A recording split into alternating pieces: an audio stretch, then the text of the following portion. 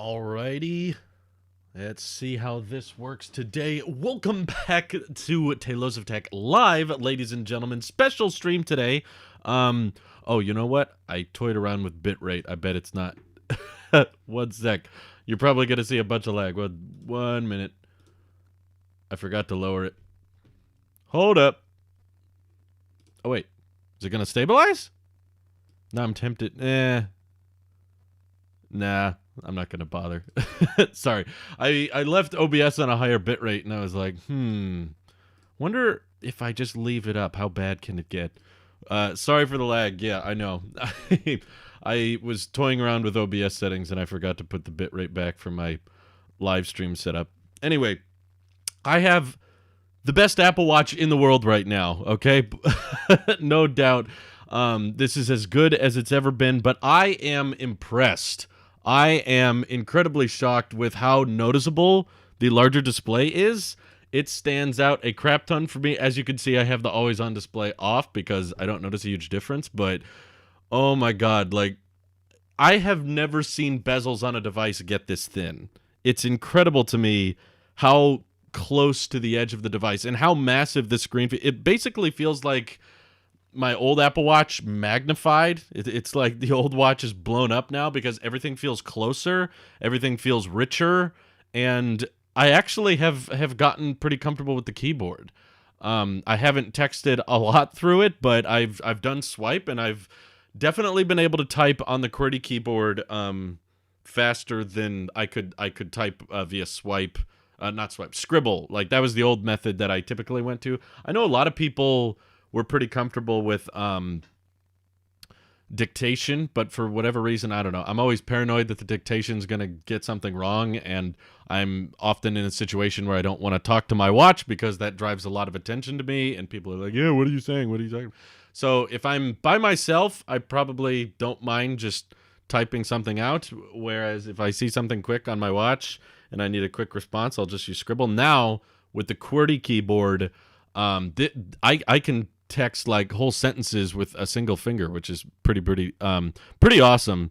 Yeah, Dishy McFlatface I think is in a good mood. It just I was messing around with OBS earlier and my bitrate was set higher than it normally is, which obviously isn't good for stable live stream connection, so I had to set the bitrate back down for it to be stable, but should be good. No drop tests. I don't drop watches. I don't drop anything really.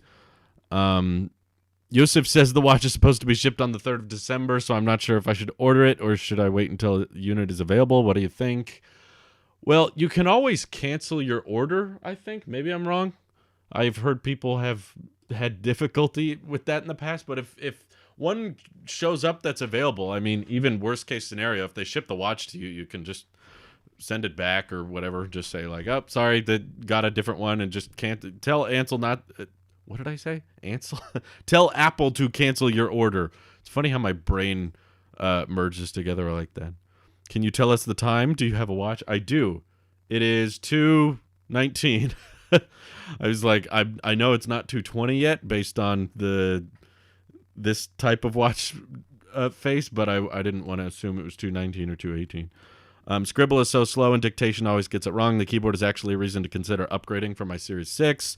Yeah, I personally have seen a lot of people like annoyed because apparently there was this third-party application before that was trying to bring a full keyboard to Apple Watch Series 5 and earlier, and Apple didn't allow that feature. I believe there's something in the terms and conditions, right? Because like you can have a third-party application for the Apple Watch, but I don't think you're allowed to fundamentally like change the options and the pop-ups for like text. If you're trying to respond to a text, I don't think that's an aspect of WatchOS that they're comfortable being modified. So that's why I thought it was banned, but people are pretty upset because they were like, see, Apple banned this company from trying to bring a keyboard to the watch, but now Apple's bringing their own keyboard to the watch. Using it now, like, I enjoy it and I can type pretty fast on it, but this keyboard is freaking small. Like, I have the largest Apple Watch ever, and yet these keys, like, you can just about, like, I would say this is about as small as I'm comfortable with digital keyboards getting. Like, I can type things out, but you have to be really careful. Like, if you are just a few pixels off, you can totally throw everything. So I personally understand. I know some people may disagree, but I totally understand why Apple was like, no, we don't want to bring a QWERTY keyboard to the Series 4 through 6. Definitely not on the Series 3. Trying to stuff this type of keyboard on a display that small would have been a nightmare. So I think it's fine that they restrict that feature to the larger display, because you got to draw the line somewhere. You got to, at a certain point, say like, no, keyboard wouldn't make sense here, but it is okay here. It's kind of the same thing with the iPads, right? Like they make a Magic Keyboard and a Folio keyboard for iPad Air and iPad Pro, but they don't make one for the iPad Mini because they were like, that's too small. You're not going to enjoy that typing experience. So a 45 millimeter display, I think this is okay.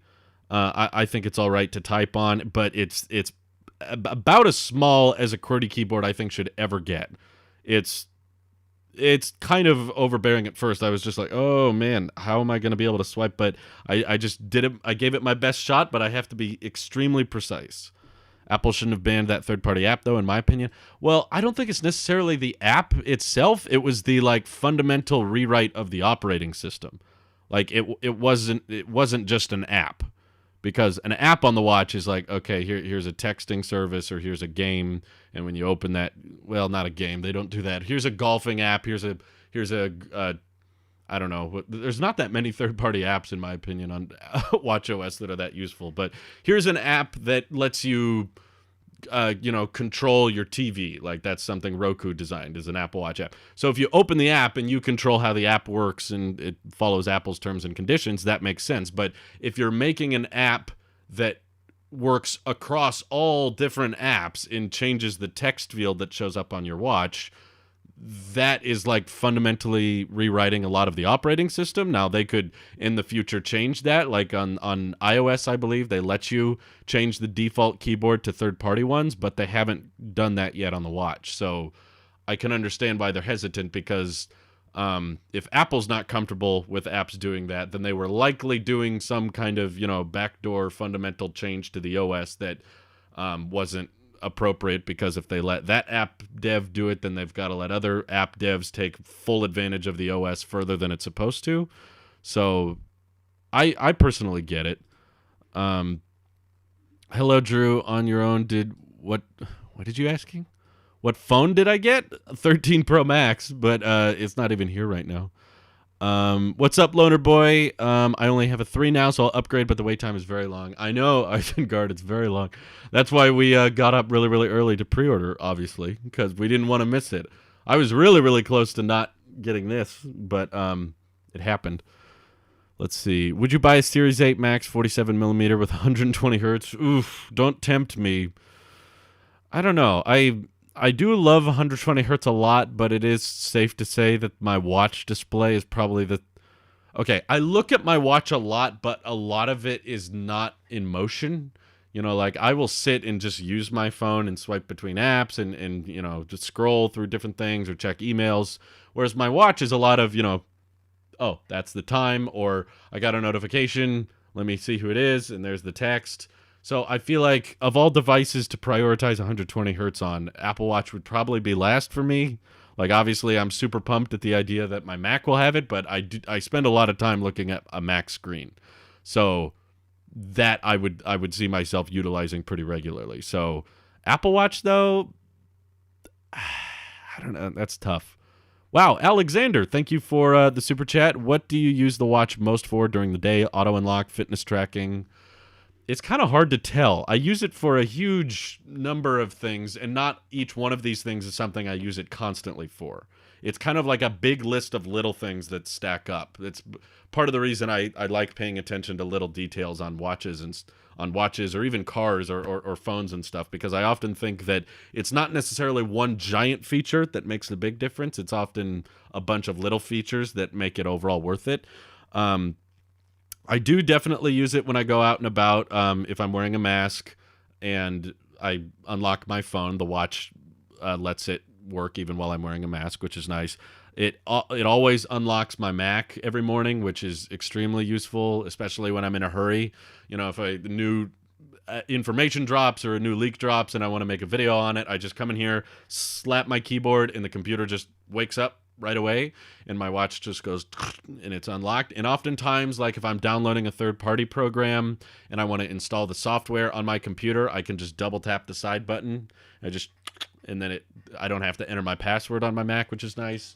I do appreciate the fitness tracking stuff, although I wouldn't say I use it as much as other features. Obviously, I check the time, no brainer, but it's also just immensely helpful to me to have a device that lets you see what a phone call or text message is from. Like, it's very, very easy. Like, if I'm in the middle of something, or if I'm in the kitchen, or if I'm just, I don't know, hanging out elsewhere, like to just be in the middle of a situation where you get a text, and if you don't have a watch, I know because I tried this a couple of years ago. I just stopped wearing my Apple Watch for like a solid month, and I was like, will this help me disconnect from my phone? Will this help me live more in the moment? It actually didn't. It actually made me feel more dependent, because I would get a vibration on my phone, or I would hear my phone get a notification on the other side of the room, and I was like, well, I want to know who that is. Obviously, you know, like if my grandma or my parents are in trouble, or my loved one, like if there's an emergency going on and they need to get a hold of me right now, I'm not going to be like, I'm living in the moment. Who cares what they're thinking? No, I'm going to go over there, check the phone, and I unlock it. And then it's just my friend sending me a funny meme. And I'm like, okay, great. I didn't need to get up for that. Whereas with the watch, it's so immensely helpful to just be like, who texted me? Oh, not important. Got it. Like one flip of the wrist, and that's all it took. It wasn't like this complicated process of pulling the phone out of my pocket and unlocking it, and okay, that's what it was. To me, this is just so much faster, which may sound like not a big deal, but it's something that happens so frequently. The other huge helpfulness feature for me with all Apple Watches, we're kind of talking about the smartwatch as a whole. We're not specifically referring to the Series 7, but this display is gorgeous, and I can't stop looking at it. I love the contour watch face. And yes, you have to get the angle just right, but you can achieve the marketing images that Apple put forward of like the display bleeding over the edge.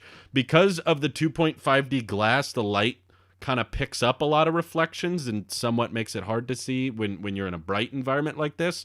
But like last night, I was wearing it before bed. I was obviously pretty dark in the bedroom, and I was looking at it from the sides and stuff, and it's very clear. I mean, it's an optical illusion because the panel itself is flat, but it's the glass reflecting it and magnifying that display from multiple angles. So yes, I can see the pixels, and I can see the display even when I'm looking at it from the very, very side angle, and it looks really, really cool. Not that that's like a functional way to look at it. I just think, you know, it's a fashion piece, so the aesthetics of it do somewhat matter. But the fitness tracking stuff is obviously cool. It's nice being able, when I go on mountain bike rides and stuff, or when I go on runs, or when we do weight training, being able to just track that and see how many calories I'm burning and see how my heart rate is doing. So that data is just somewhat supplemental to me. It's not like the reason I bought an Apple Watch. It wasn't specifically for fitness stuff, but I think the notification management for me is the biggest feature. For other people, it's different things. But to me, just being able to check and see if a call or text is urgent makes all the difference compared to, let me have to go find my phone and look at the display. Because I run into situations like I am right now where, because I'm at work and I've got my watch and I've got what I need here, I don't have my phone with me. My phone I left in the bedroom this morning because I didn't need it. So I'm in here working, but if there's anything going on, I can just check right here. I don't have the always on display turned on. I didn't typically have it on my Series 6 either. You get substantially better battery life if you leave that off, and I find the auto wake of the Series 7 and even the Series 4, I remember not really caring much about the Series 5 when they got the always on display. This is typically very, very good at knowing when to turn on. Sometimes the only time I notice the display having a hard time turning on is typically when I'm trying to take a video or a picture of it. Like just now, like if I'm showing you there it does it. But if I'm trying to show someone the display, that's when I have a harder time getting it to activate. But whenever I'm in a situation where I'm like working on something and then I do this, or whenever I'm in the middle of something and want to check the time or texts or the weather or anything like that, it always lights up for me. So the always on display just kind of slowly trickle drains your battery in the background, which is why I'm kind of perfectly fine with it turned off. I mean, it's nice to have if there's some situation where I want to have it on, but yeah, I don't need it. So I have not charged this watch yet, by the way.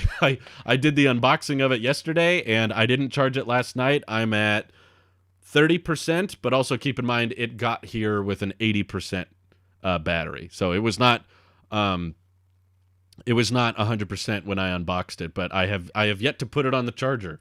I haven't fast charged it. I haven't put it on MagSafe Duo. It's just basically on my wrist ever since I unboxed it yesterday. Hype stream on Monday. Yeah, we're going to do the reaction stream, everything.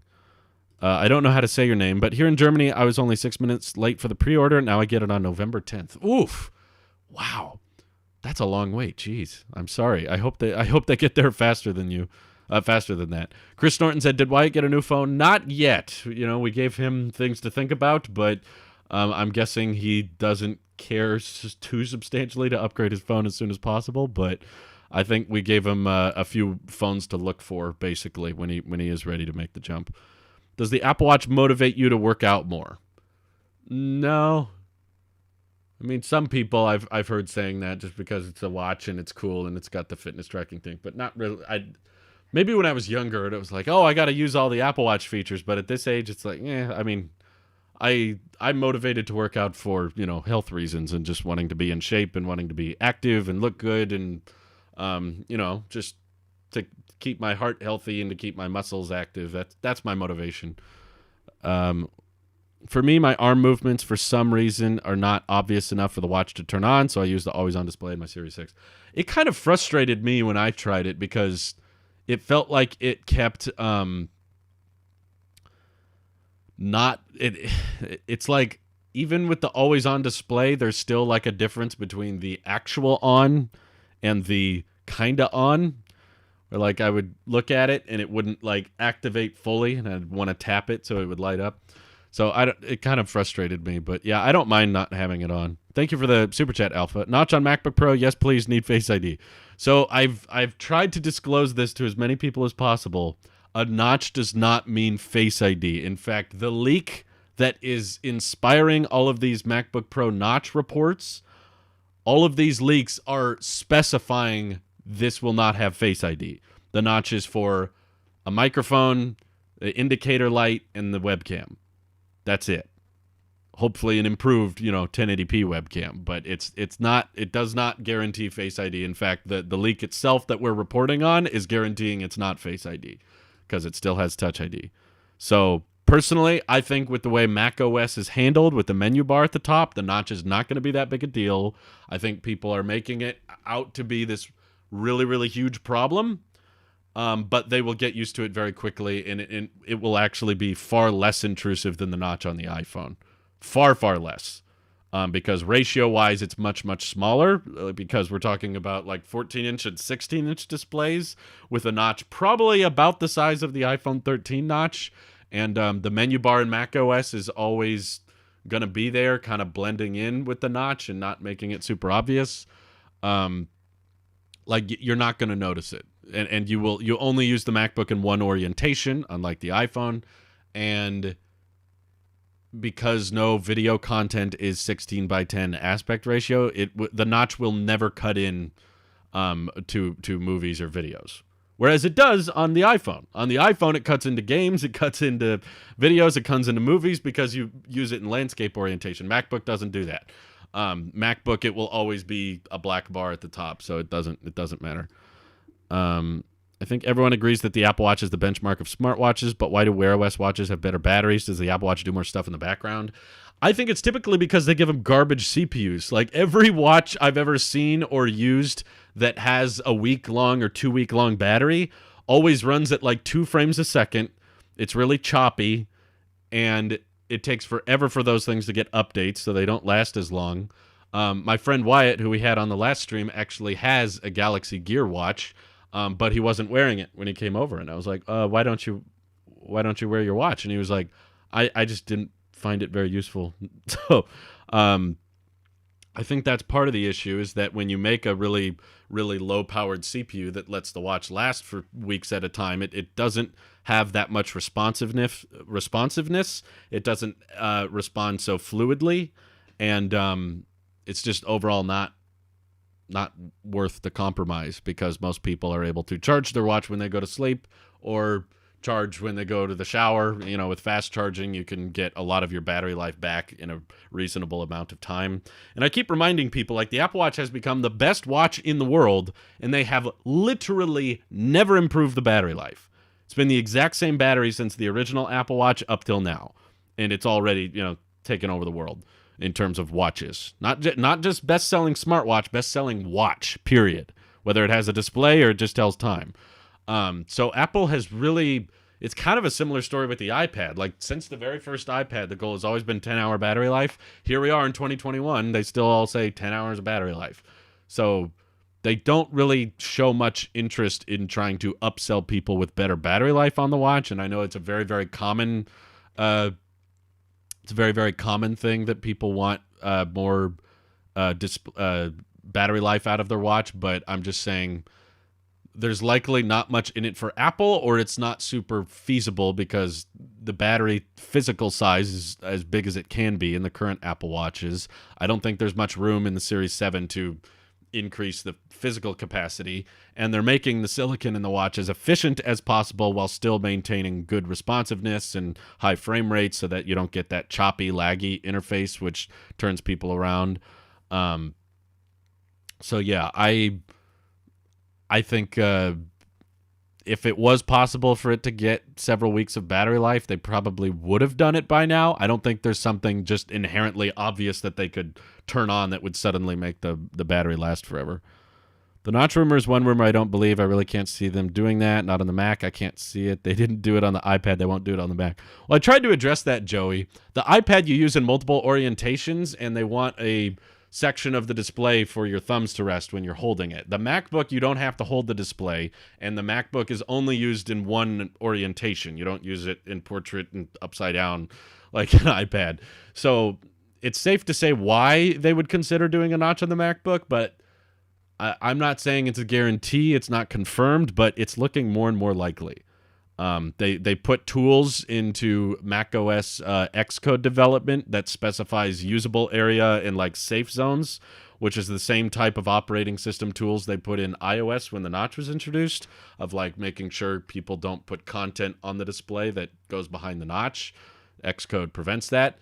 So they're doing the same thing with the Mac, and when we are getting retweets from Duan Ri this close to the event, and there's actually components that they're showing, it's looking pretty likely. There's still a chance it won't have a notch, but I'm if you're asking me percentage-wise, I'm like 75-80% sure at this point that it will have a notch.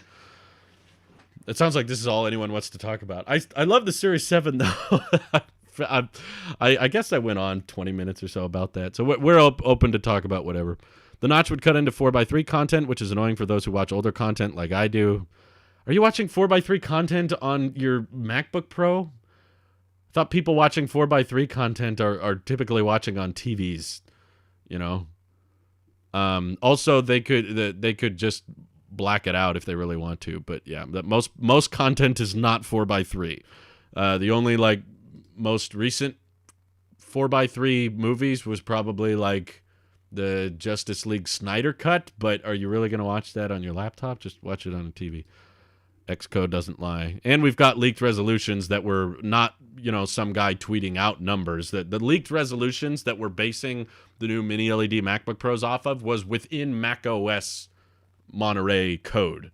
Like, it was literally from Apple we got those resolutions. And those resolutions are slightly taller on the top.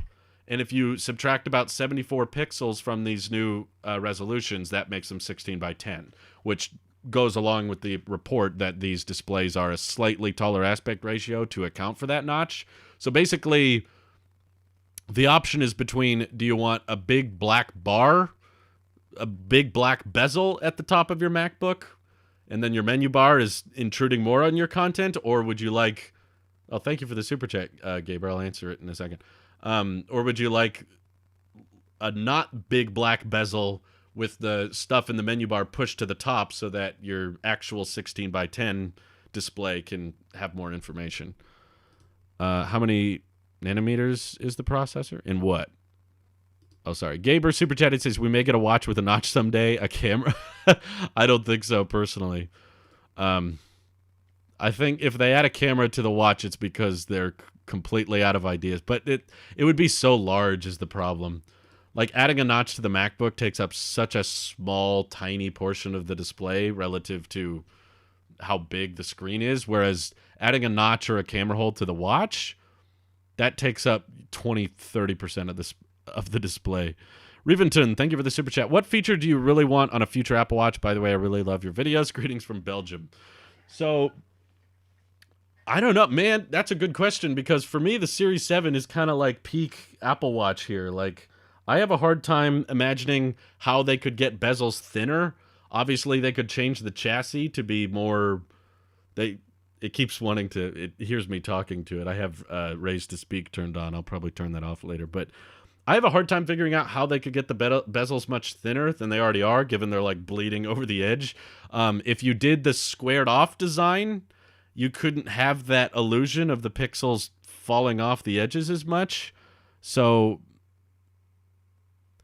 I feel, and just look at the bezels on an iPhone 12 or an iPhone 13, right? Like, when you make them squared off like that, you kind of have to have a decent amount of bezel, and it feels like these bezels are thinner than that because they're kind of wrapped around and it's kind of distorted in a way.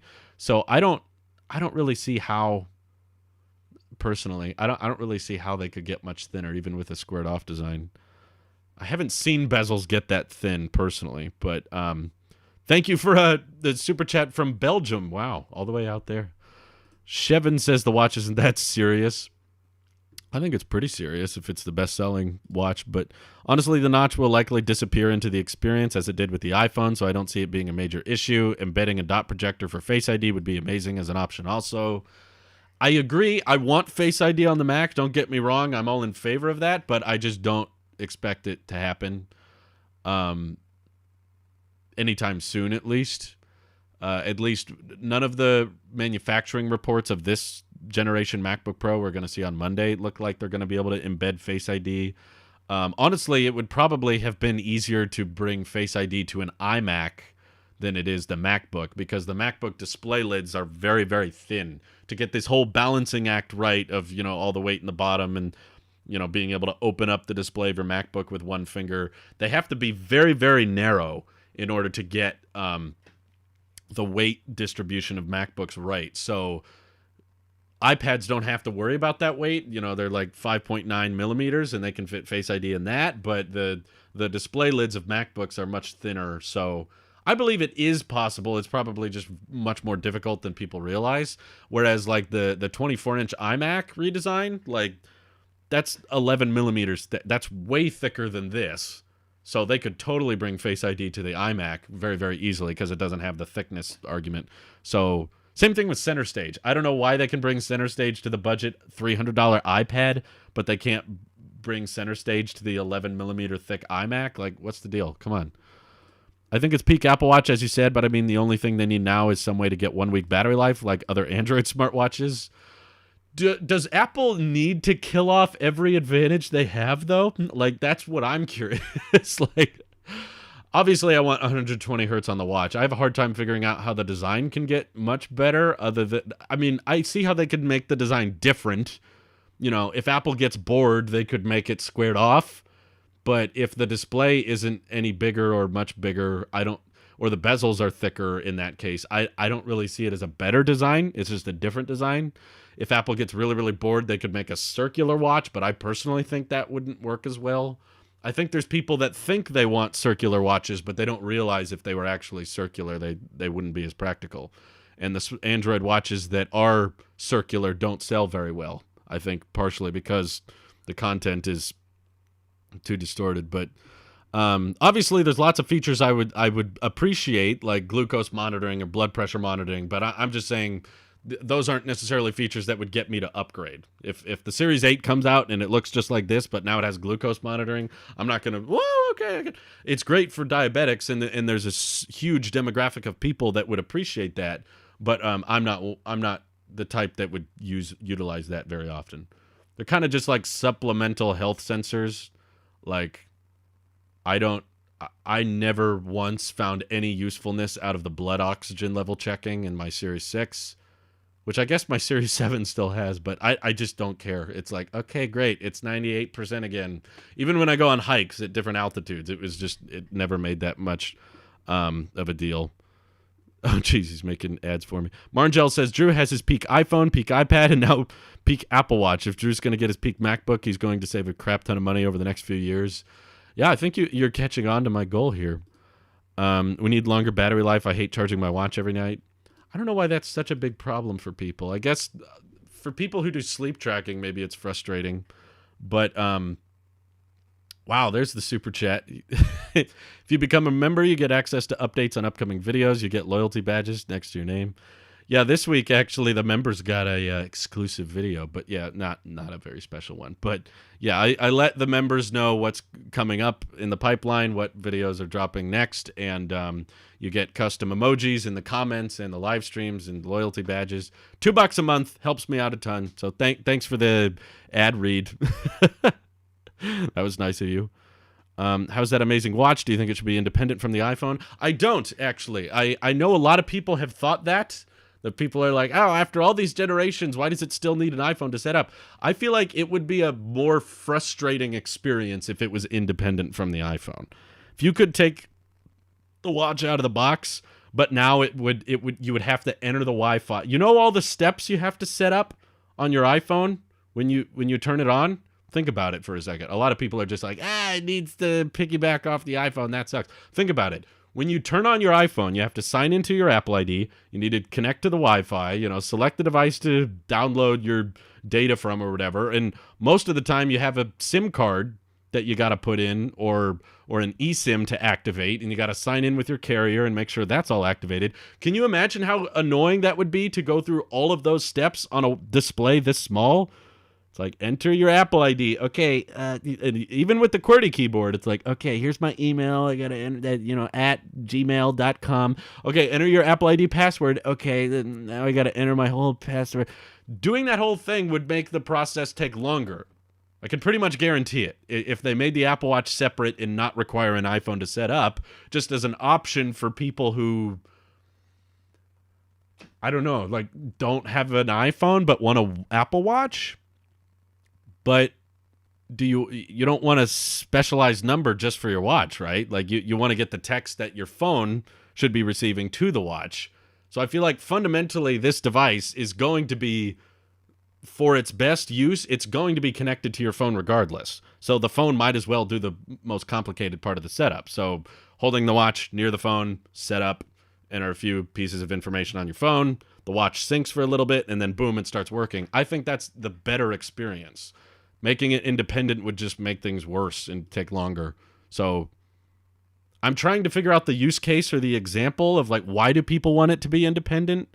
And I have a hard time figuring it out. I charge my watch every night. Not a problem here. I don't wear it to sleep, so I have to put it down. Might as well sit it on the charging dock. That's the way I am. I've just never found sleep tracking useful. I've done sleep tracking. I've collected that data, and I don't know what I'm supposed to do with it. It's like, you slept good. Okay. You slept bad. Okay. What do I do? Like, activity is something that you're in the moment of, right?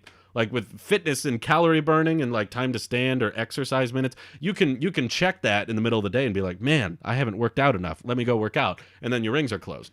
But by the time you find all of your sleep tracking data, it's already over. It's like, oh, I didn't sleep well last night. I guess I'll try harder tomorrow. Like, I know if I don't sleep well at night. It's very obvious. Trust me. I've struggled with that quite a bit. And whether I track my poor nights of sleep or I don't track my poor nights of sleep, it doesn't make a difference. I don't know what the watch is supposed to do. Sleep better. Okay. Do you think the Series 8 could be a supercycle slash redesign? I find the idea of making a max size watch super interesting. I don't think I think this is as close as you get to redesigns with Apple Watches, to be honest with you. And I don't really know, like, I think this is as close as you can get to a supercycle, because the only supercycle I would say we've ever had with the Apple Watch was the Series 4, primarily because of the new display.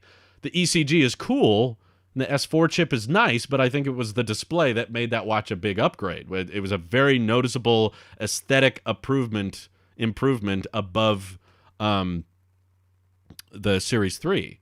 Whereas for some reason the Series 7 got this big display improvement, but because that was the main focus, everyone's like, it's not that big an upgrade. It's like, no, this is, as far as Apple Watches go, this is as big an upgrade as it gets. Because there's never been a battery life improvement with an Apple Watch. So people keep saying, yeah, but it would have been better if there was a longer battery life. I'm like, they've never done that. And they might never do that. If that the iPad's been around for years and they've never made an effort to improve the battery life. Same thing with the watch. They probably just know that if they made, from a business perspective, they probably know that if they made a watch with a 2-week battery life, there would be very little reason to replace that 5 years later. But that's more of the cynical, Apple wants you to buy a new watch every 4 years. But I think what's more realistic is that in order to maintain the performance and the responsiveness of the display, and the capability of the screen, and how easy it is to use and how it doesn't drop frames and now it's not too laggy, they have to put in a certain amount of graphics performance and a certain amount of CPU performance. And all the watches that last a week or 2 weeks on a charge, they have cruddy user interfaces. They're slow, they're laggy, they're choppy, and the updates they go through take forever on them. At the end, Apple Watch is an accessory to your phone. That's why it won't get an Apple sticker included. Yeah, I think fundamentally it is an accessory. And if you tried to make it a standalone product, it wouldn't make sense. So that's I don't think it's a technical limitation. Like, obviously, it has Wi-Fi connectivity, it has a battery, it has cellular, it has everything it needs technically to become its own independent product, but I think there's an intentional reason they haven't made it independent. Using your watch as an alarm, the tap to wake is great.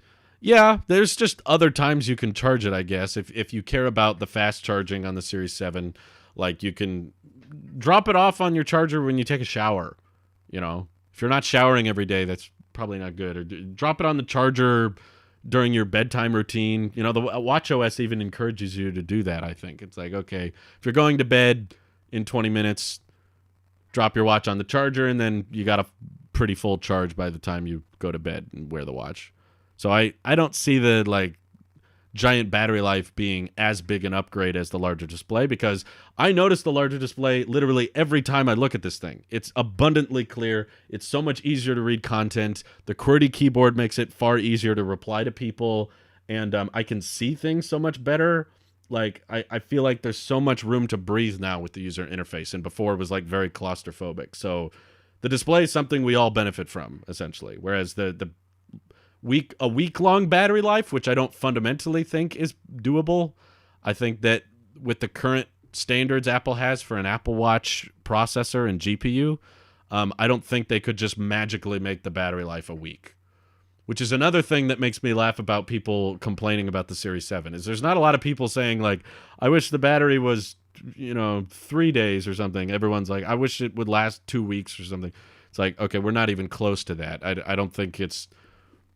You guys know how efficient Apple Silicon is, right? Like, it's the most efficient silicon in the game, and yet this is how long the battery life is on the Apple Watch. So I don't think that there's just some miraculous CPU that they could have given it that would let the performance be the same, but now it lasts a week. I don't think it's that simple.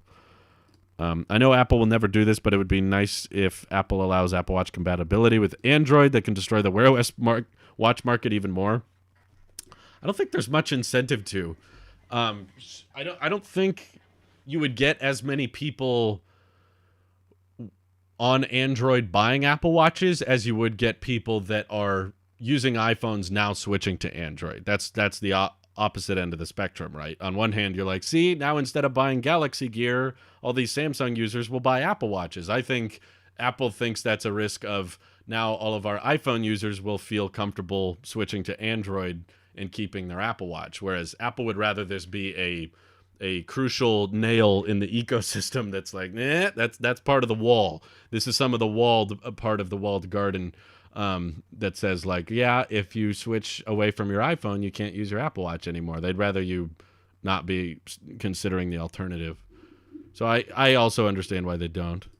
Thank you for the idea of changing text size to 80% for more information on screen. Now I change it across my iPad, iPhone, and Apple Watch. Don't thank me. Thank Nick and Sweeney from the Tech Podcast, because he's the one who showed me that, and I realized that, when the text is much smaller, you can read a lot more information at once, which is really cool, if you've got the eyes for it.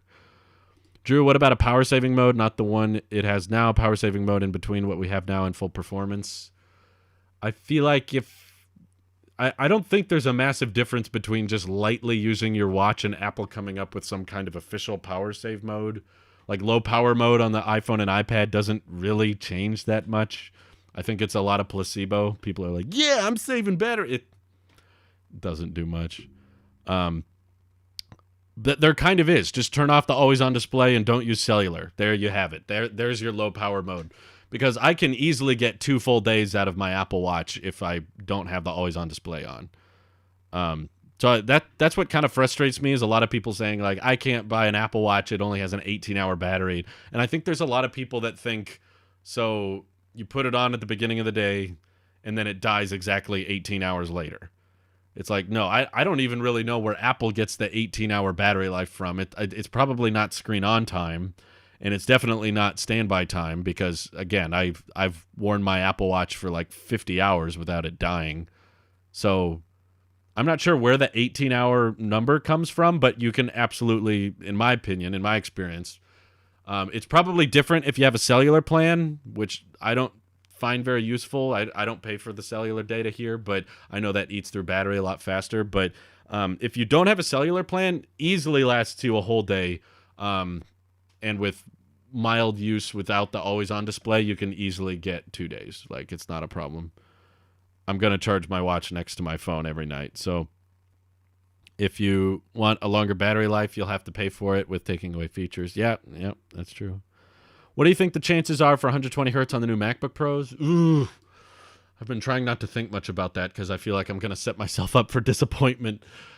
The problem is I'm in the market anyway, so I'm gonna buy this MacBook no matter what. But it's just gonna feel a little sad if I get my hopes up for 120 hertz and then it ends up not happening, but I have to buy it. So percentage-wise, I don't know. Ross Young is pretty reliable. He felt pretty confident about this one, so I'll say 50-60%. I'll be on the optimistic side. 60% chance we get 120 hertz. So I'm leaving a pretty wide margin of error just because it didn't seem like Ross Young was like hearing someone tell him specifically that they were going to have 120 hertz. It was just that like he was saying like, well, they're buying the same components and the same supplies as the iPad Pro, and the iPad has 120 hertz, so why wouldn't the MacBook? It sounded like a bit of deductive reasoning from his end, but he still found it fairly confident. My Garmin watch lasts over a week, and I like it better than my old Apple Watch 3. Yeah, I can do a lot less, and it won't look as good, but yeah, I know. The more features you take away, the longer the battery life is. Thank you, Andrew, for the super chat. Would you upgrade from the SE to the Series 7? What are you getting there? I guess you're getting the ECG, blood oxygen level checking, always on display, faster charging, bigger display. I mean, obviously it depends on your financial situation. Worth is subjective, but yeah. I mean, before this, I know I was using the Series 3, but the only reason I was using the Series 3 was because I sold my Series 6 in preparation for the 7. Only reason I got the Series 6 was because I sold my Series 4, and that more than covered the cost of the 6. So technically, if I wasn't a YouTuber, I probably would have kept the Series 4 up until now. I would have considered this a pretty substantial upgrade. And the screen being larger is quite noticeable on a daily basis for me, at least in my first day. I'm just like, whoa, I can see so much. It's so much easier. And the QWERTY keyboard is really helpful. So I'd say yeah, assuming you can afford it. Obviously, if you're in financial trouble, don't be buying new watches or you owe people money. You know, if you're trying to get out of debt or something like that, don't buy a watch. You know, focus on what matters most. But if you've got some disposable income that you can shed on cool tech, I'd say yeah. How do you think AirPods 3 will compare with the current AirPods Pro 2? They won't have active noise cancellation, but they will have the Force stem, and they won't have the rubber seal, so they're going to be open backed. You can hear everything. And I think that's mostly going to be it. Like, they might sound a little bit better. I think that'll be it. I don't think, like, people seem very, very hyped for AirPods 3. I don't think they're going to be that different. They're just going to look slightly updated. What's your most requested feature for WatchOS 9? This sounds like kind of a cop-out, but I would love it if I could pair my watch to an iPad. Then I could use the iPad mini as a phone. No, that's not probably what you want to hear. What else? I would like... At this point, I don't really know why Apple can't get third-party watch faces working. Like, if you're willing to accept third-party apps for the Apple Watch, like, I honestly think third-party watch faces would be more useful and more interesting than third-party apps. It's nice that they let third parties develop apps for the watch, but there's honestly, in my opinion, there's not that many useful ones. I use, like, Facebook Messenger occasionally, not very much on the watch, and there's probably Spotify, probably less than 5 that I'm actually using regularly, and there's not much else that you can do with third-party apps on the watch. Because you can't really do games, and there's only so much social media you can browse from a watch. So, you know, Twitter and Instagram, they don't want to make watch apps anymore. So third-party watch faces, though, I could see a ton of developers and a ton of people getting really, really interested in that, or making watch faces that you can buy, and the developers can earn 70%, or if they make under $1 million a year, they can make 85% of the revenue off of those sales if people want to buy certain custom watch faces. And there could be some really creative watch faces that are really advanced and have customizable complications. This is something I've been suggesting for a long time. I want a time context complications, because in the past, like, when the market is open, I will use a stock watch face, as in, like, you see the ticker price of a particular stock. When the market closes, I would like it to switch that complication to something else, because once the market closes, or if it's on the weekend or something, I don't need it to tell me the stock price at all times, right? Like, that's not useful. I don't think it's that Apple can't get third-party watch faces working, but if they did get third-party watch faces, that would take away a lot of the excitement for new WatchOS updates. Well, if I'm suggesting it as a WatchOS update, I don't know. Like, Apple can come up with their own faces still that they can say these are going to be free and included, and whatnot. So what else can we? What do you mean the excitement of WatchOS update? What else is there to be excited for? If every year we just keep saying, well, maybe there will be 3 new watch faces or something. I know I can swipe between watch faces, but I would rather not, because I feel like the computer should be smart enough to tell. The market is closed. Change this widget. Like that, you know, just context-aware widgets like that. Or if the AQI gets really bad, then show the AQI in a particular widget. But if the AQI is good, then don't show that widget. Show something else. That's something that could be automated that isn't currently automated. Let's see. Please, Apple, more Disney watch faces. There you go. Aiken says, I know you disagree, but I really think they should make the Apple Watch thinner. You think I disagree? Did I ever say it shouldn't be thinner? I'm all in favor of that. They could make the watch thinner. I don't have a problem with that. Titanium iPhone Pro or product red iPhone Pro? What is the product red iPhone Pro made of is my next question. If it's steel, I think I could get with that, but a Pro iPhone with red aluminum, that wouldn't look bad either. With like the frosted glass, but it's still product red. That would look cool. Let's see. Next headlining watch feature should be time/location based faces that switch automatically. A face for home, work, gym. I don't know why they haven't already done this. It would be so helpful. Yeah. No, I agree with Hank. Hank's got a good point of, like, the watch understanding where you're in different circumstances. So if you're at home, it has a certain watch face, whereas if you're at work, just like we have focus features, which I don't use, but some people like the different focus modes, be like the work mode and the personal mode and sleep mode. Having that with the watch where the face will change depending on where you are and what you're doing. SoundCloud widget. Yeah, that's not Apple's fault. I was asking because I'm working on a concept with focus modes for WatchOS that automatically switches watch faces. Thanks for answering. Oh, thank you, Ralph. That's cool. I want to see it. What are your thoughts of these rumors of the next iPhone Pro being made out of titanium? I think it's a good idea.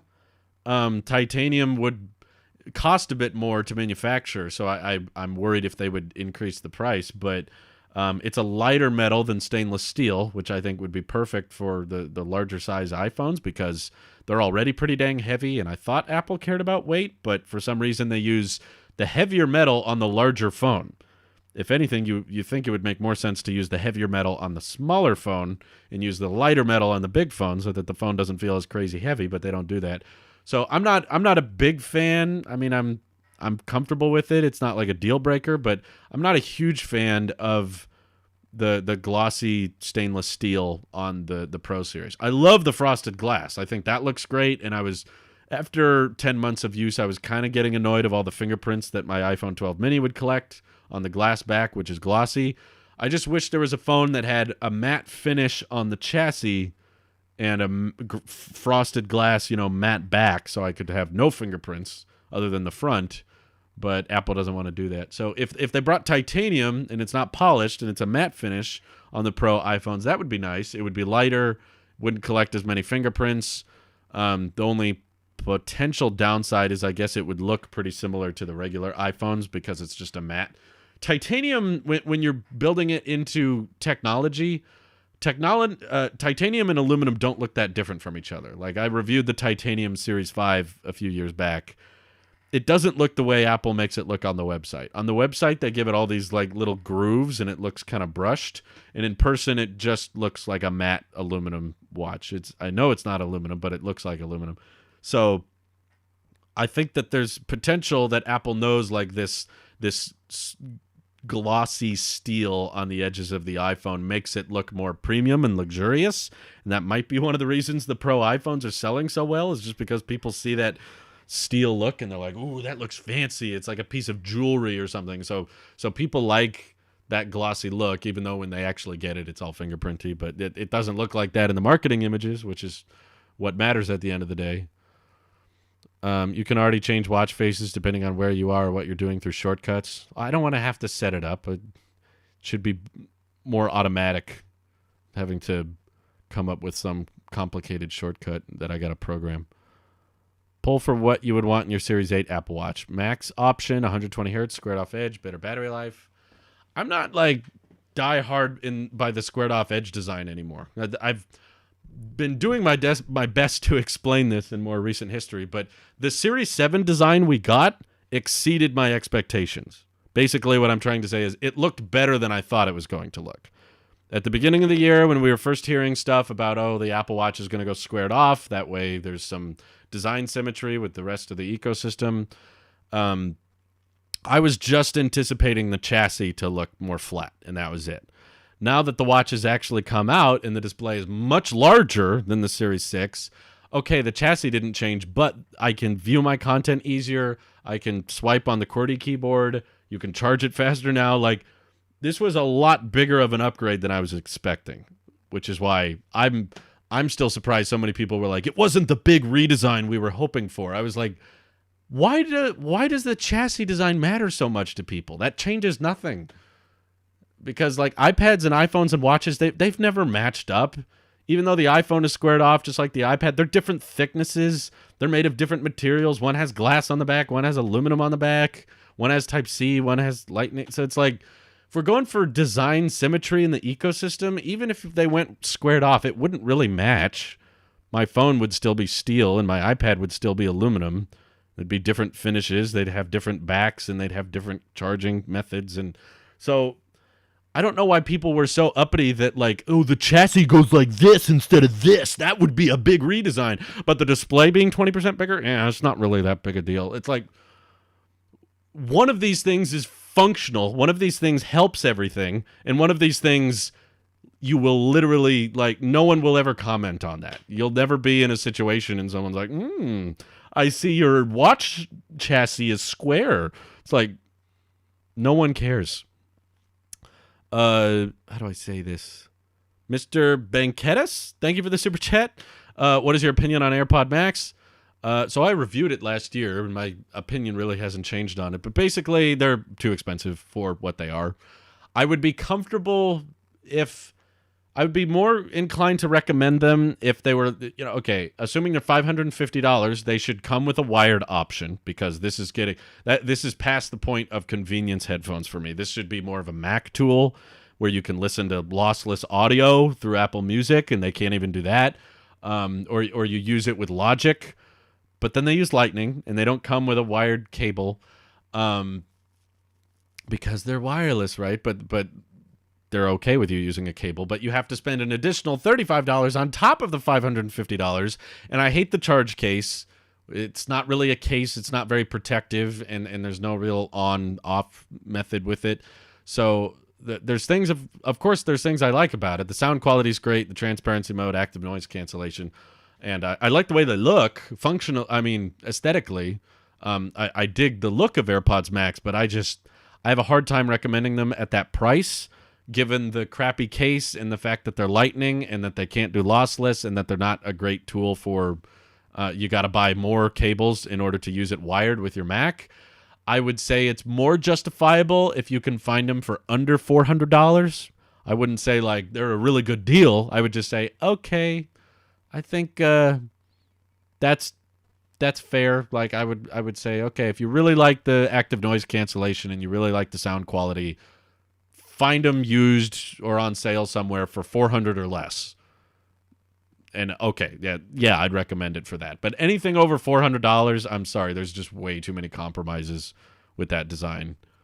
And there's so many obvious things they could do. They're just like including the cable for lossless playback, or making them Type-C, or just letting the cable that comes with it that charges it, let that cable do data, so that you could plug it into your MacBook with Type-C, or your iPad even, because the iPad doesn't have a headphone jack. So it comes with a USB-C to Lightning cable. So if you could just plug in the USB-C to Lightning cable to your iPad, to your AirPods Max, and it would play audio lossless through that, that would be great. Or audio at all. It doesn't even have to be lossless, but it doesn't. You have to buy a whole separate cable to do that. To be honest, I kind of don't want the chassis design of every Apple product to be the same. It makes each product less unique with each other and makes Apple look lazy with reusing the same design. Well, they're kind of going to be stuck with that, because when they keep the rounded design of the watch, people will make the same complaint. But yeah, no, it was kind of an interesting idea to me for all the... oh, thank you, Erty, for the super chat. It was kind of a interesting idea for all the products to be of the same chassis, but I think it's totally possible. Apple prototyped a squared off Apple Watch, and then they prototyped this Apple Watch, and they realized this one looked way cooler. Like, some of you may disagree because it's subjective, but in my opinion, this looks way, way cooler than the squared off renders, because the bezels aren't as thin on those, and the display isn't like viewable from all these like crazy different angles. And I don't think it would be uncomfortable, but maybe Apple tried a squared off watch and discovered that it was more prone to kind of cutting into your wrist a tad more for people who wear it too low or too high. I don't think that alone was a reason to not do it, but maybe they tried it and just realized, this doesn't look as good as we thought, and we think it would look a lot cooler if the display was kind of, spilling over the side. Drew, why don't you recommend the Apple TV? It's just too expensive for what it is. I like tvOS and I like the Siri remote, but I just feel like the amount of time you spend interacting with the operating system on your TV is very, very, very low compared to your phone. You're texting people and navigating all these different apps, or even your watch or a Mac. Like, you're using all these different windows and applications and moving things around, and with this you're switching to different apps and you're Apple Paying and stuff. With a TV, the smartness of it, whether you use a Roku, an Apple TV, or a Samsung TV, whatever, all the TV operating system is really supposed to do is get you to the right channel. That's about it. There's not a lot of scrolling and browsing relative to a phone and or an iPad. There's basically just like open Netflix, play show. So you spend like 30 seconds probably. Okay, maybe there's the occasional time where you don't know what to watch, so you're browsing and you're just checking a bunch of stuff. But like, there's so much cheaper ways to do that. Like in my case, our TV has a Roku built into it. It came with the remote, so when we turn on the TV, it's just a Roku, and I open YouTube, the videos show up, I click around for a few seconds, and then I click play. So spending $180, don't buy the 1080p one. That's a ripoff. If you're spending that kind of money, like you're getting close to like Xbox money when you're spending nearly $200 on a TV box. That essentially just helps you open Netflix and play content. Like, I don't see that as it's just far too much. Oh, sorry. Erdy super chatted. He says, "In which condition is your Apple Card right now?" It's got little chips on the edges, but it's not in my pocket. Sorry. I gotta go grab my wallet. Hey, Louise is in the chat. My wife. Hey, what do you want for dinner? What do you guys think? I'm kind of craving tacos. We haven't had tacos for a while, honey. My wife's checking in on the stream. You should come in, hun. They can ask you questions. Would you rather have an M1 whatever Mac Pro or an M1X iMac Pro? I prefer all-in-one desktops, but I don't know why you're assuming that just the M1 chip would go in the Mac Pro. All the accessory products are rounded, but the main devices are now squared off. Well, the iPad had a purpose to being squared off because it helps the Apple Pencil stick to the side. Like, you couldn't have done this method with a rounded off design. And I believe the primary reason they changed the edge design, the chassis of the iPhone, was because the Qualcomm 5G modems they wanted to put in the side were fairly flat, so they put them on the edge like that. So with the Apple Watch, I don't really know if there's much advantages or any benefits at all other than aesthetic. Some people might think it looks cool. Some people won't think it looks cool. So it's kind of a lot of retooling and a lot of re-engineering for the hope of, I hope people like the different look. But a bigger display, that's something I think more universally acceptable. Let's make spaghetti, shawarma. What's the question, taco or burger? Well, Louise is asking what we should eat. Some boxes are very slow if you switch channels. Even cheap ones, though, are not that slow.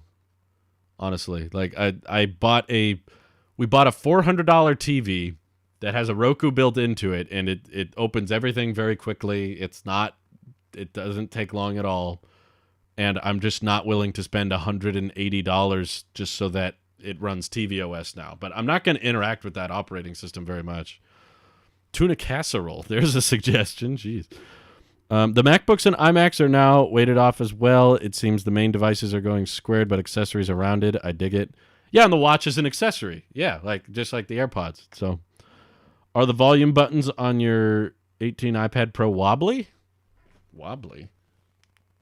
No, the buttons feel good. No problem. Did someone say Applebee's? Has anybody had Applebee's recently? Every time I've gone to any Applebee's, it's not just one. I've been to like 3 different Applebee's in the past 5 years, and they all sucked. Do you think the Apple Watch is overpriced? No, because I don't think there's anything that does the same things for cheaper. We might have different definitions, but to me, overpriced is when you can get something that does most of the same things for less, which is why I consider the Apple TV overpriced, because Roku's and Fire TVs and Google TVs all do essentially the same stuff. There might be 1 or 2 things that the Apple TV does, but it's not something I think people care about. Do you wear any real timepieces? Do you mean like non-smartwatches? No. I had no interest in watches before they were smart, because I wouldn't buy anything or wear anything if all it did was tell me the time. That's not useful to me. I can check my phone for the time. The reason I wanted a smartwatch was so that I could manage notifications and unlock my Mac or fitness tracking or all the things I use my watch for. The time thing is kind of helpful, but I wouldn't wear one if that's all it did. Apple Watch Series 7 is a good upgrade from the 6. I agree. It's a fantastic upgrade. Do we get a goodbye ceremony for the iMac Pro if it retired? Yeah, maybe we should, huh? We do need a ceremony. Any change in the Series 7 speaker quality / volume? It is one speaker grill instead of like two separate ones, but it sounds the same to me. It sounds good. It's very loud, but I don't notice it being substantially louder. Applebee's sucks. The only Apple product that sucks. Not into jewelry. No. This is very... I mean, it's... I wear my wedding ring pretty much everywhere I go, but it was not made of anything too fancy. It was not expensive. I'll just say that. What about upgrading from Series 6? So you recommend?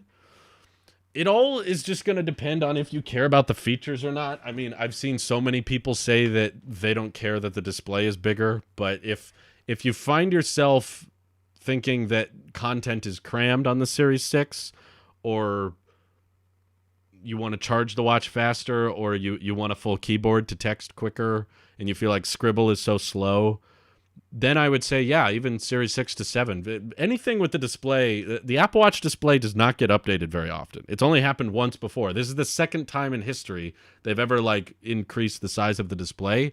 And to me, it's incredibly noticeable and incredibly obvious, and it just makes things look so much better. So it is very much an aesthetic update in that way, but things like the QWERTY keyboard make it fairly practical, as well as modular Macs. Can you use a 5-watt power brick and still get the faster charging? Yeah, you don't need a fast charge. The battery in this is so dang small. You don't need to do much to increase the charging speed. So yeah, you can just use a 5-watt. Well, you need to use the cable it came with. Where did I put that thing? Oh, I put it back in the box. I don't plan on using it, but you have to use the USB-C cable. I don't know who has a 5-watt USB-C brick. I'm pretty sure all USB-C bricks are at least 10 watts, right, or more. Most of them are pretty fast. So if you have any brick or anything that can output energy from a USB-C port, that'll fast charge the watch. You don't need a special brick. The other TV boxes are a lot slower and sometimes more cumbersome to use. The Chromecast with Google TV is so slow, I gave it away and brought the Apple TV 4K instead. Maybe you just had I haven't used Chromecast. I believe those are slow, but I'm just saying the Rokus and the Fire TVs I've used, they're not slow, and they're substantially cheaper. And I'm not talking about Chromecast, but the Google TV is like $50, and I've heard good things. It's pretty fast. I don't think it's like substantially slower at opening Netflix. What about upgrading the Series 5? Are the always-on improvements noticeable? Well, Series 5 already has an always-on display. But yeah, the always-on display is brighter. I don't care about that feature personally, but the display in itself, on or off, is quite noticeable. Off as in like it's at 1 hertz or whatever. What will you do with your iMac Pro when you get your MacBook Pro? Also, do you plan to do a 4-year review of the iMac Pro? Probably. I think... Well...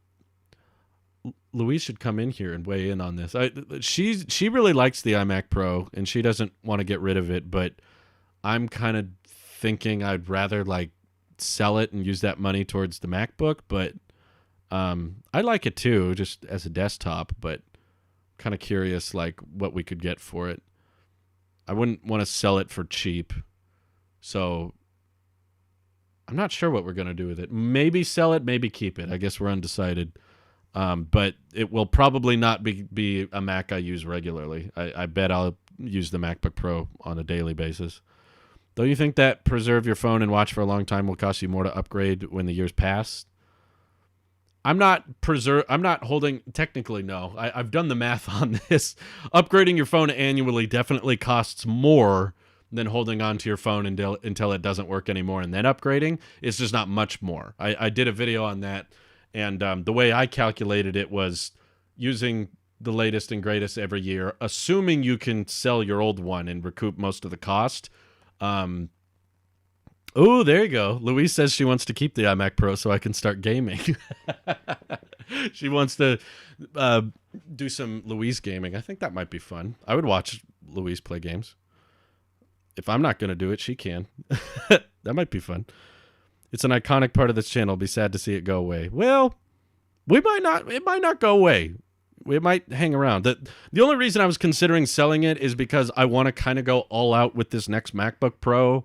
And I know I probably could live with 4 terabytes. Like, I'm getting by with 2. There's only 2 terabytes in my iMac Pro, and I'd probably be fine with 4. But for longevity's sake and future-proofing it, I'm really tempted. I really, really want to get the 8 terabyte option just so that I don't have to worry about storage ever for a long, long time. But I know that the 8 terabyte SSD is going to cost a lot. So I'm like, yeah, this is going to be an expensive laptop. If I could sell the iMac Pro and kind of offset some of that cost, it would be easier to justify. But maybe I need to just be comfortable with 4 terabytes because it's like a $1,200 difference, I think. You spend an extra $1,200. Like, basically, the amount of money I spent on my iPhone difference between 4 terabytes and 8 terabytes. And I'm like, do I really notice that much difference on a daily usage between the storage options? Zachary says, how's the speed difference from the 3 to the 7? Oh, night and day. Everything's very quick. Everything's very responsive. The digital crown feels lighter. I don't know if that's placebo or not, but it feels like I can spin it and move through apps much faster. I don't know why I feel that way, but it's clicky. I love the digital crown and how responsive it is. It just feels like it got like grease or something. Like it just moves more smoothly, which I like. People are like, yes, Louise, please. So are you going to sell your wife's iMac Pro to buy her? No. I bought the iMac Pro before we were married. Now everything is ours, but I don't know. At this point, I would say it's like 75% likely we're going to keep it. Maybe 25% chance we'll sell it. The thing is, we don't want to sell it for nothing, right? Like, we don't want to sell it for cheap. Or I saw someone saying, like, your dad needs a new computer. Just give him your iMac Pro. It's like, that's kind of a very expensive thing to just kind of hand off. I mean, I love my dad, but I wouldn't expect him to do that for me. It'd be like, hey, you don't need that old thing anymore. It's something he paid $5,000 for, and now it's been a few years. I'd be like, hey, can I just have that since you don't need it? Like, I wouldn't do that, but he also wanted a smaller iMac. He didn't want the 27-inch size, so wouldn't have worked anyway. But, yeah, I think if there's a chance of us finding a buyer that's willing to pay a reasonable amount for it. But part of me is like, is anyone really going to offer that much for an Intel Mac? I feel like Intel Macs don't sell great anyway. So we might just hang on to it. It's a memorable Mac, the only Pro iMac in history, the only space gray color for the previous design. I will say it's probably the best I/O that Apple will ever have on a Mac. I don't know of another another Mac in history that has better I/O. It's got 4 Thunderbolt ports, 4 USB-A ports, SD card slot, headphone jack, and Ethernet. Like, has anything else ever had that much flexibility? There's always been like 2 Thunderbolt ports and then some other stuff. And these new MacBooks are going to have 3 Thunderbolt ports and SD. But as far as Macs go, I feel like the iMac Pro had the best I/O ever. And the speakers are fantastic. Zachary says, I even noticed from the Series 6 to the 7 that the crown feels a bit better. Not sure if that's just me. No, it's not. I feel it too. I feel it also, Master. If you offered it on Twitter, I bet one of your followers would buy it expensive just because he previously owned it. That's the thing. I don't really want to ship it. I've heard too many nightmare stories of people being like, yeah, I'll buy it online, and then they get charged back after the package is shipped. I don't have the original box for it anymore. During our move, we got rid of a lot of Apple boxes because the iMac Pro box is huge. It was becoming cumbersome to store all the time. So I don't have the original box my iMac Pro came in. You've had a day with the Series 7, time to go back to the 3. No, never. My wife is using the Series 3 right now. I have a Series 0 and my Series 3 screen cracked. Are they worth anything? Probably less than $100 or less than $50, to be honest. Or sell it and buy her a gaming PC. There you go. She might like that. Will you be bothered by 3 Thunderbolt ports? I feel like it's a great trade-off for the I/O you're getting back. I think obviously I prefer more Thunderbolt ports whenever possible, but the fact that these new MacBooks are supposed to have MagSafe makes a difference to me, because that means that none of these Thunderbolt ports have to be used for charging. More than likely, if there's a new MagSafe connector, you can charge the MacBook through that. So if I'm using it at my desk or whatever, that port will always be occupied, and I won't have to take up a port for the SD card slot, which I do use pretty regularly. My camera over here that I record all my videos on records to an SD card. I've moved off of CFast cards, actually, so I won't need an adapter to plug that in. So I'll still have power and an SD card slot, and 3 vacant Thunderbolt ports. So I feel like, I can live with that. Obviously, if they kept 4 Thunderbolt ports, I would have preferred that, but it's whatever. Big deal. And if I'm docking it at my desk, if I turn it into a desktop with my MacBook, it'll have HDMI. So I can go an HDMI cable straight to the external monitor. Still 3 Thunderbolt ports vacant despite it getting power, and I'm importing footage, and I'm outputting to an external monitor. So, yeah, that's fine. Will you be going live on Monday? Yes. The stream for that will go up shortly. The link for that stream will drop shortly. But yeah, I'll do a hype stream. I'll do a reaction to every. It'll be one stream. There won't be okay, we're going to Twitch anymore, because we're not doing that. So it'll just be a single stream, but I'll go live an hour before the event, and then I'll stream my reaction to the event. But I cannot show the event. We tried that last time. It did not work. Apple blocked it. So this time I'm not even going to attempt showing the event, so you'll have to sync me up with what's going on. You'll have to watch the event on one screen and me on the other, but I will be live, yes. Either way, I need a goodbye to your Mac. It supported your channel, which I really enjoy to watch. Yeah, we're going to do some...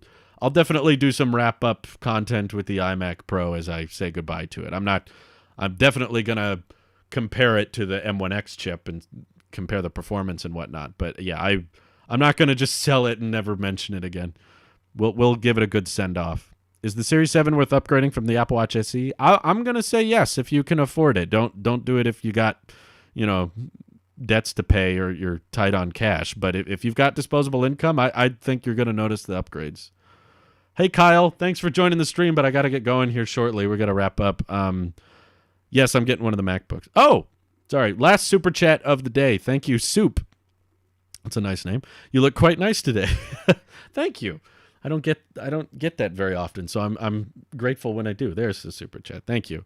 It's so weird Apple blocked it because it's not like it's a paid event. It's literally free on YouTube. I know. I don't know why they want to block it, but I looked at your previous streams and you showed the iPhone 10 event and that wasn't taken down.